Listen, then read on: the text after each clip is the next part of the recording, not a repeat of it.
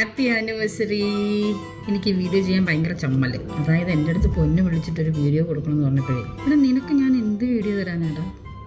എൻ്റെ ഹൃദയം തന്നെ നിങ്ങൾക്ക് ഞാൻ തന്നില്ലേ? അപ്പം ഞാൻ അതിലേക്ക് എന്ത് പറയും? വെഡിങ് ആനിവേഴ്സറിക്ക് ഒരു വീഡിയോ, എനിക്ക് ഈ ഫോർമലൊന്നും അറിയത്തില്ല, അതുകൊണ്ട് എന്ത് പറയുമെന്ന് അറിയില്ല. പക്ഷേ ഒരു കാര്യത്തിൽ ഞാൻ ഹാപ്പിയാണ്, വർഷയുടെ കാര്യത്തിൽ. എന്താണെന്ന് വെച്ചാൽ കാർത്തിയെ കുറച്ച് നാളായിട്ട് അറിയാം. അപ്പോൾ കാർത്തിയുടെ വെപ്രാളവും ബഹളവും കാര്യങ്ങളും, അപ്പോൾ അവന് പറ്റുന്ന ഒരു പെണ്ണ് വരണം, അവൻ നന്നായിട്ട് ജീവിക്കണം എന്ന് വളരെയധികം ആഗ്രഹിച്ച ആൾക്കാരിലൊരാളാണ് ഞാൻ. അപ്പോൾ അവൻ്റെ അടുത്തേക്ക് വരുന്ന പെണ്ണ് എങ്ങനെ ഉണ്ടാവും അവന് മനസ്സിലാക്കണം എന്നൊക്കെ വിചാരിച്ച് ഇരിക്കുന്നത്.